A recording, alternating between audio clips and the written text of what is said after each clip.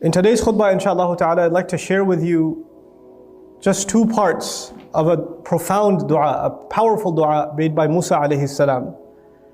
One of the things many of you probably know about Musa alayhi salam is that he's the most mentioned messenger of Allah in the Quran. Allah Azza wa Jal talks about him more than any other prophet by name. And Musa alayhi salam's, one of his stellar qualities in the Quran is that there are many du'as recorded from him in the Quran. And this is one of them. And this dua is particularly powerful. And it's on multiple parts, and hopefully through the course of this khutbah, I'd like to share with you some of the wisdoms captured inside at least some parts of this dua. But a little bit of background just to get ourselves introduced. Musa alayhi salam, his story is mentioned in so many places, and this particular ayah belongs to Surah Taha, the 20th surah. And in this surah, Allah Azza wa Jal begins the narrative when he left his family and he saw a fire up on top of a mountain in the middle of the night. And he told his family to wait and to go see this fire. And when he gets up there, of course, he discovers that Allah Azza wa Jal is the one that's called him to it. And Allah introduces himself to him, and he's terrified because he's up on top of a mountain in the middle of the night. He doesn't know where he's even headed. He's hoping to get some guidance, لَعَلِّي آتِيكُم مِّنْهَا بِخَبَرٍ أَوْ بِقَبَسٍ أَوْ أَجِدُ عَلَى النَّارِ هُدًى. Maybe I'll go get some news there. Maybe I'll get some little fire there, and I'll get some directions there. That's why he goes up there. But all of a sudden, shockingly, he gets called. فَلَمَّا أَتَاهَا نُودِيَ يَا مُوسَى. When he got there, all of a sudden he was called Musa. Now you go somewhere you don't even know, you've never been there before, and somebody already knows your name and he's calling you. It's shocking. You get shaken up. So he's actually pretty shocked as he goes up there. And this beautiful conversation begins between him and Allah Azza wa Jal. This is actually one of the most beautiful places in the entire Quran. But that's not my khutbah today. I'm just giving you the introduction so we can get to this dua. Now in the course of that talk that Allah was giving him through the fire, Allah Azza wa Jal told him to throw his stick, his staff, al-asa. Alqiha ya Musa. Throw it, Musa. Musa alayhi salam throws it and it turns into a hayya, into a running snake. A poisonous snake in Old Arabic is also called a hayya. A snake whose fangs are out is also called a hayya. So it's running around, the snake is running around. And then he tells him, خُذْهَا وَلَا تَخَفْ. Grab the snake, grab it and don't be afraid. Now you tell me, as a normal human being, grabbing the snake and not being afraid, it's almost impossible. And yet Allah Azza wa Jal trained Musa alayhi salam to take this task on, to grab the snake and not be afraid. And at this point you notice Musa alayhi salam doesn't say, La astati' ya Rabbi. I can't do it, Ya Rabb. No dua to Allah to say, Ya Allah help me. He just does it. وَضْمُمْ يَدَكَ إِلَى جَنَاحِكَ تَخْرُجْ بَيْضَاءَ مِنْ غَيْرِ سُوءٍ آيَةً أُخْرَى. Put your hand in your pocket, in your sleeve, you take it out, it's going to be white. Another miracle I'm giving to you. لِنُرِيَكَ مِنْ آيَاتِنَا الْكُبْرَى اذهب إلى فرعون إنه طغى. This is to show you from the greatest of my miracles, of our miracles. Go to Fir'aun. He's rebelled. Now so far Allah has asked him for a few things, some pretty shocking things. He's asked him to grab a snake. He's asked him to, his hand has changed in color entirely. I mean, your physical being, this is not just your clothes, it's part of yourself. When part of yourself completely changes, imagine someday you notice a big mole or a growth, or your skin color is totally changed. What would you do? You'd be in immediate shock. What's going on? Am I okay? I need to go see a doctor. I need to go to the hospital. Something's wrong. But Musa alayhi salam has no reaction. He's fine to all of this. But when Allah tells him, اذهب إلى فرعون إنه طغى. Go to Fir'aun. Go to Fir'aun. He's the one in fact that is rebelled. At this point Musa alayhi salam makes dua. This is what the first amr that Allah Azza wa Jal gave Musa alayhi salam. This is the first command Allah gave Musa alayhi salam, that he didn't just do it. He said, Ya Allah, before I do it, I need some help. And so now we're learning that when Allah tells us to do something, and it's hard. Sometimes we think things are hard, but if you have courage, Allah will let you do it. But you get to a point where you think, even I, with all my courage, this is even too hard for me. That is the time you turn to Allah and you don't say, Ya Allah, I can't do it. You ask Allah for what you need so you can do it. You ask Allah for what you need so you can do it. So let me repeat this point because it's of paramount importance. There are people who, when they come across the command of Allah, they come across something Allah expects them to do, their reaction is, Ya Allah, I can't do it. Ya Allah, la aqdir. فأنا عاجز. I'm not capable. It's above my capability. There are other people that the dua here suggests, Ya Allah, I know I can't do it, but Ya Allah, give me what I need so I can do it. I'm going to try anyway, but I think I'm going to fail. I'm going to try anyway. But if you can help me, by your help I will succeed. So we don't start with I can't do it. Every time you get to a point where you say and I say I can't do it, we turn to Allah in dua. That's our iman. We turn to Allah and we ask Him for help, because actually the realization is we can't do anything on our own anyway. It is from the help of Allah. It is by the qudra of Allah, by the kun from Allah, that everything comes to be. But we have to do our part at least. So now what does he ask? It's incredible. He's going to go to Fir'aun and go talk to him. He could have asked for a lot of things. Now imagine what he has to do. I want you to understand what he has to do. He is a fugitive, alayhi salam. He killed someone by accident and ran away from Egypt. So the moment he goes back, the first people he has to deal with is the military and the police. Because they've been looking for him. They've had a warrant out for his arrest. He's wanted for murder. He's not welcome back in the city. He can't just walk in. And he's not just somebody who people won't recognize. He lived the life of a prince. He lived in the castle. Everybody knows his face. So he walks in. People go, is that Musa? And word will spread immediately. And when word spreads, obviously the police will find out. And when they find out, their instructions among them are not to arrest him. إِنَّ الْمَلَأَ يَأْتَمِرُونَ بِكَ لِيَقْتُلُوكَ. The chiefs, the police chiefs had already made a plan that as soon as they see him, they're not going to arrest him, they will kill him. So imagine the police aren't looking to arrest the criminal, the police are told shoot to kill. The kill order's been given. Now Allah is telling him, don't go to Egypt. Going to Egypt may be even easy. Maybe you can hide and get into Egypt. And not even go back to, see your mother or go somewhere to see your brother. Go to who? Fir'aun. Idhab ila Fir'aun. Where's Fir'aun? He's sitting outside at the train station somewhere? Fir'aun is up in the castle, in the most secure building in all of Egypt. So he can't hide. He has to go directly all the way to the doors of that White House back in the day. And he has to knock on the doors of security. And he has to say, I have an appointment with Fir'aun. And all of these police officers and all the security guard, what are their instructions? Kill him immediately. Kill him immediately. So I would expect that he would turn to Allah and say, Ya Rab, you want me to go talk to Fir'aun? Can you deal with his army? Can you put them all to sleep so I can go talk to him? Or can you pull him out of Egypt so I can talk with him over here? It might be safer for me. Or can you just magically fly me over there and I'll just end up in the castle and I can talk to him and my problem is solved. You want me to speak to him? I'll speak to him that way. Because I won't even get to him. How am I even going to get to him? But he asks for none of this. He asks for none of this. Actually, in this dua, what he asks for is remarkable. He says, أَوَّلًا رَبِّ اشْرَحْ لِي صَدْرِي. Ya Allah, my master, expand my chest. When he thinks about going to Fir'aun, all of these thoughts are going in his mind and he's becoming nervous, he's becoming scared, he's becoming worried. Am I going to be able to do this? Am I going to get killed? Ya Allah, the first thing I need to do to fulfill your command is I need to calm down. And sometimes when I get nervous and I get scared or I get, I get full of emotion, overwhelmed, depressed even, then sometimes we can't even control our own emotions. Allah is telling us in this ayah that even the best of us, sometimes we don't even have control over our own emotions. Allah has to give sharh al-sadr. Allah will calm the heart down. Ya Allah, before I do what you want me to do, I have to be calm in my heart. Rabbi shrah li sadri. Subhanallah. The first thing you need is itminanul qalb. And this heart, later on you will learn, because when he is with his brother Harun alayhi salam, when both of them are together, they even say, how am I going to keep my chest calm? How am I supposed to not get nervous? When the police sees me, when everybody else sees me, when people call names, when they point at me, how am I supposed to not worry about any of that? They even mention together, كَيْ نُسَبِّحَكَ كَثِيرًا وَنَذْكُرَكَ كَثِيرًا إِنَّكَ كُنْتَ بِنَا بَصِيرًا. It's coming later in the same surah. So we can do a lot of dhikr of you, tasbih of you, and mention you a lot because you've been keeping an eye on us all along. In other words, you've been keeping an eye on me since my birth. I should have died the day I was born.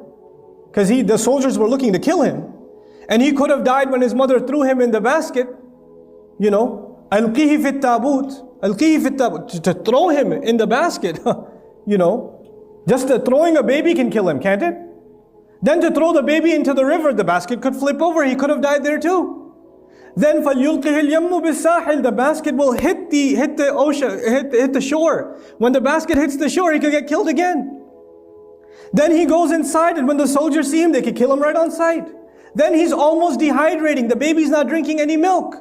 He could have died then too. There are like 10 times he could have died from the time from back then. So he says, Ya Rab, you've been keeping me alive all this time. I know you'll keep me alive, but I need to remember that. Sometimes it's easy to say it, it's hard to remember it. So he says along with his brother, كَيْ نُسَبِّحَكَ كَثِيرًا وَنَذْكُرَكَ كَثِيرًا إِنَّكَ كُنْتَ بِنَا بَصِيرًا. You've been keeping an eye on me all along. Ya Allah, how will you let me go now? So now what gives us calmness of the heart? What gives us calmness of the heart when we have a difficult task in front of us is a lot of dhikr of Allah, that Allah is watching. Inna Allaha ma'ana, Inna Allaha basir. Allah is seeing what's happening. Allah knows what I'm going through. Allah is here. Allah subhanahu wa ta'ala, His presence and His knowledge is here. He's in complete view of my circumstance. I cannot lose sight of that. And this dua is teaching us, if a Rasul of Allah, Musa alayhi salam, is saying, وَنَذْكُرَكَ كَثِيرًا, we have to mention you a lot, then where does that leave us? You know, when we have to fulfill a task for the sake of Allah, we have to remember Allah a lot, and He gives us courage. Now, courage alone is not enough. It's the first step though. You have to be calm and you have to have courage. And you have to have inshirah al-sadr. The other implication of this that I want to mention, just of Rabbi shrah li sadri, is when you go, and Musa alayhi salam, we know when he sees injustice, he gets angry. It angers him. And he takes matters in his own hand, like he did with the 2 girls and the sheep. So when he sees Fir'aun, he's one of the worst criminals in all of human history. Obviously the kinds of things Fir'aun says would make anybody angry, not to mention Musa alayhi salam. When Fir'aun says, أَنَا رَبُّكُمُ الْأَعْلَى لَا حَوْلَ وَلَا قُوَّةَ إِلَّا بِاللَّهِ, he says, I am your highest master, I am the Rabb, you know. لَعَلِّي أَطَّلِعُ إِلَىٰ إِلَهِ Musa, he says things like, oh, let me make on my own tower, I'll go climb and talk to Musa's God myself. That's what he says in the Quran. When he says things like that, even it makes us angry. Can you imagine Musa alayhi salam? And by the way, when you get angry, you cannot do da'wah. When you get angry, you cannot do da'wah. So even though he's going to go before someone who will make him very angry, he needs to keep his chest calm. He needs to keep it expanded. He cannot get uncomfortable. So we're learning that the mission of Allah, of talking to those who have rebelled against Allah, has to be carried by people who know how to control their temper. And if they cannot control their temper, if they have an anger problem, then they have to turn to Allah and say, Rabbi shrah li sadri. My master, ease me. Calm my chest. A lot of young people are excited about da'wah. They go to the university. They see their non-Muslim friend. And they see a Muslim brother who doesn't pray or whatever, and they start giving them da'wah, and this guy doesn't care about deen. And he starts saying some ridiculous things that make you angry. Well, the Quran, you know, it has some contradictions, or I don't know, I don't really believe in hadith, or whatever. They say some stupid things. And then you hear that, you go, what? It's kufr, man. And you get so angry at them. And that's the time to remember, Rabbi shrah li sadri. Rabbi shrah li sadri. If Musa alayhi salam has to speak with Fir'aun, وَقُولَا لَهُ قَوْلًا لَيِّنًا لَعَلَّهُ يَتَذَكَّرَ وَيَخْشَى, then what does that leave you? The guy sitting next to you in the restaurant is not Fir'aun, buddy. Relax. Relax. Take it easy. People can say obnoxious things. This guy used to say he's God himself. And Allah said, be nice to him too. Be nice to him also. So we need to learn to calm down a little bit. This is the meaning of this dua. What's the point of these du'as if we don't reflect on them? And we don't understand what Allah Azza wa Jalla is saying. قَالَ رَبِّ اشْرَحْ لِي صَدْرِي. Ya Allah, keep my chest calm. I need to have confidence and I need to have calmness. Also, sharh al-sadr, another meaning of that is there's discomfort, there's fear, there's depression, there's anxiety. In emotions, there are a range of negative emotions. There's a range of negative emotions. And what are the positive emotions? Calmness, relaxation, happiness, confidence.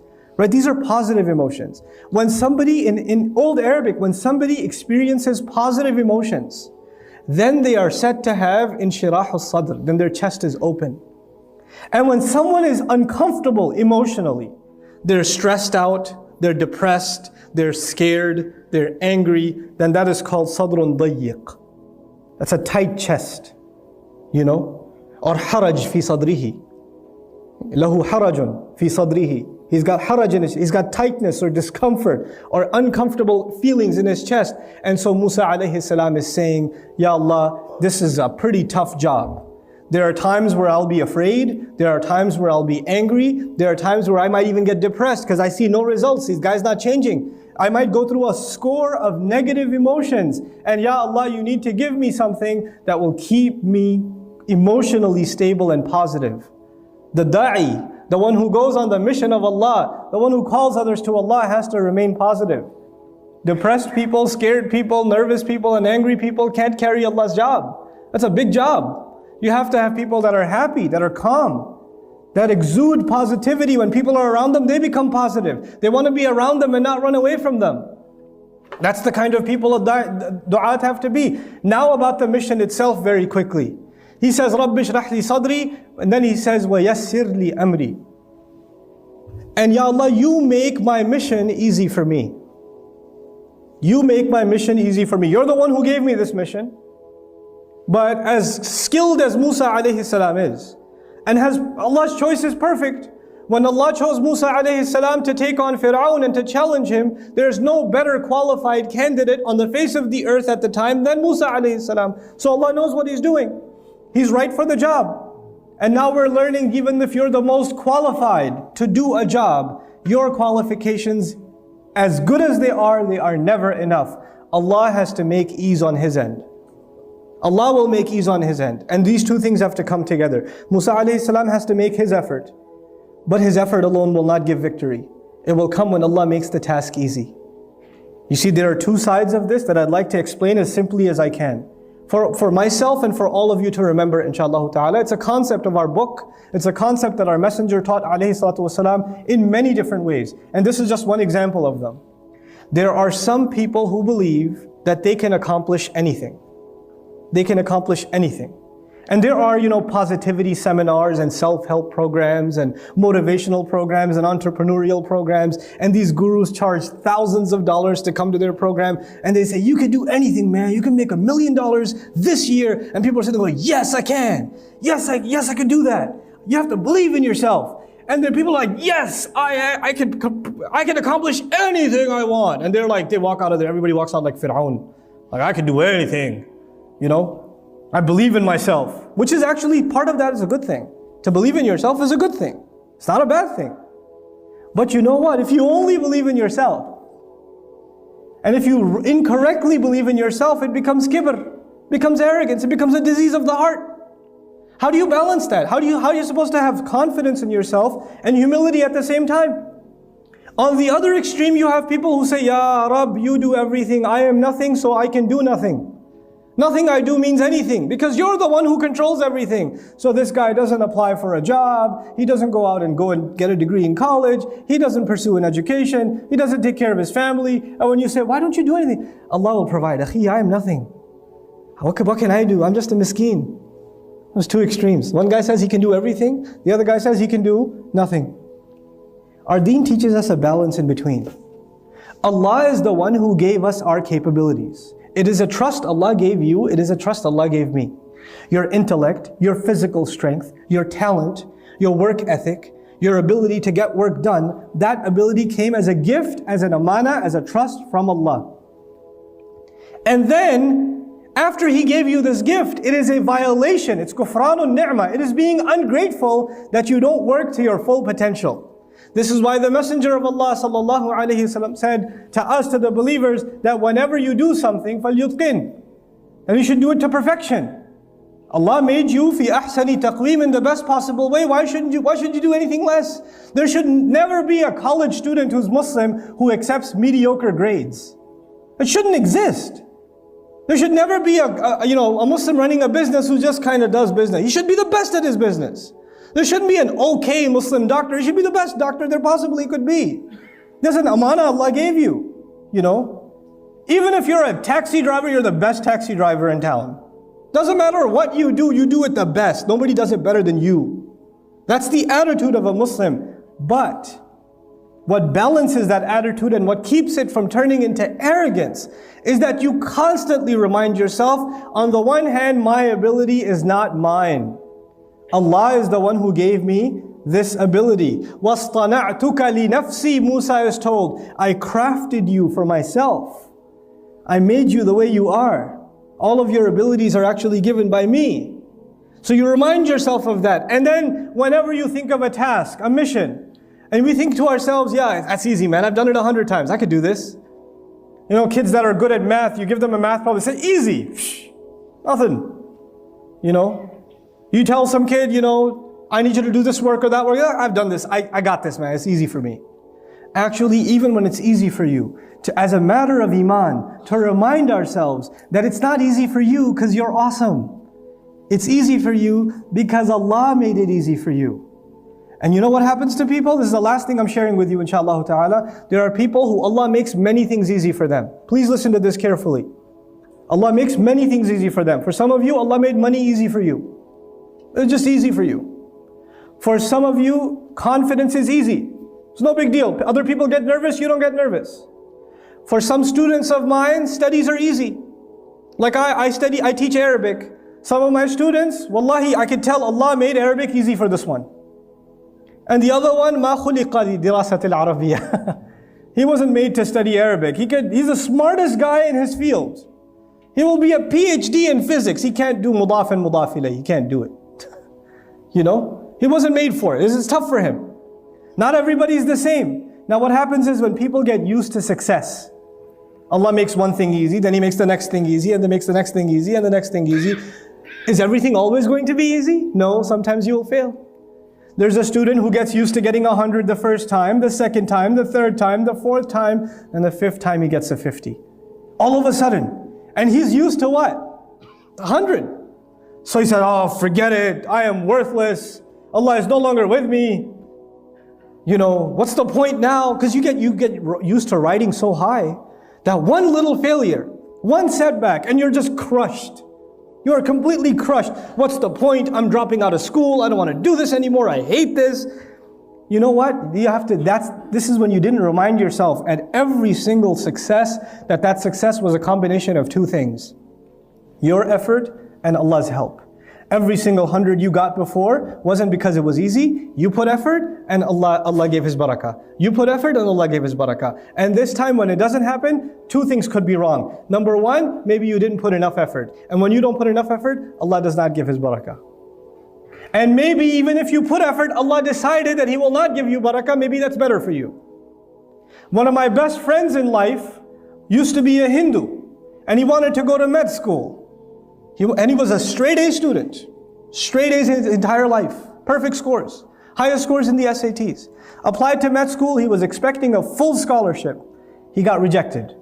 He was completely shattered. He ended up in a different university. He decided to do computer science instead. And he was he's still a Hindu. He's completely depressed.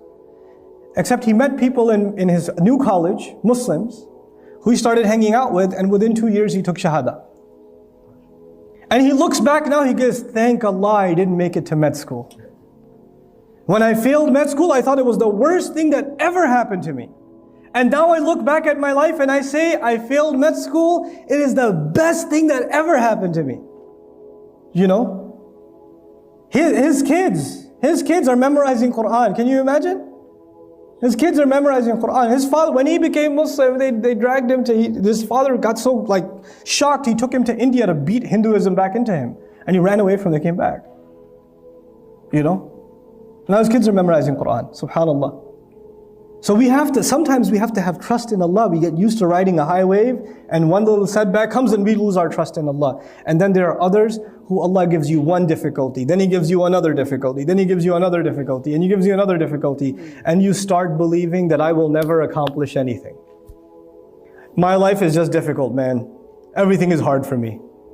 I keep getting fired. I keep failing my tests. I keep doing that. You get depressed. And even this one has to remember that success in this world, everything that happens is a combination of two things. I have to put in my effort, and Allah will make the task easy. I know I said last, but I have 1 minute left. Might as well use it for something. I'll share this last thing with you. There are two parts of this dua so far. It's not even the whole dua. I just wanted to share these two statements with you. رَبِّ اشْرَحْ لِي صَدْرِي وَيَسِّرْ لِي أَمْرِي. There's a sir balaghi. There's a very beautiful eloquence to this statement. Allah is teaching us that if you have a calm heart, if you have a positive attitude, and you have tawakkul in Allah, and you put your work in, then Allah will make your mission easy. But if you start with the attitude, I know it's not going to work anyway, but I'll try. You already began with a defeated attitude, Allah will not make your task easy for you. You have to come with sharh al-sadr. You have to have an open chest, a positive attitude, belief that Allah will give you success in what you do. And if He doesn't give it to you, well, you're still saying Alhamdulillah, but you don't walk into an effort. You don't start a project. You don't start doing any work, and you begin with saying, I'm probably not going to succeed anyway, given my track record. You don't begin with that attitude. Then Allah will not make your job easy for you. So if we have that good heart before Allah Azza wa Jal, Allah will make our task easy for us, subhanahu wa ta'ala. With that, I pray that Allah Azza wa Jal gives us all the ability to take advantage of the wisdom of the great prophets of Allah alayhimu salatu wasalam that is captured in their du'as. They said such few words, but they taught us so much of how to better our lives as believers and how to live our life successfully for Allah's deen and also make the best of this dunya. May Allah Azza wa Jal make us find the balance between this deen and this dunya as He intends it. And may Allah put all of us to the service of His beautiful deen and this ummah. Barakallahu li wa lakum fil Qur'an al-Hakim.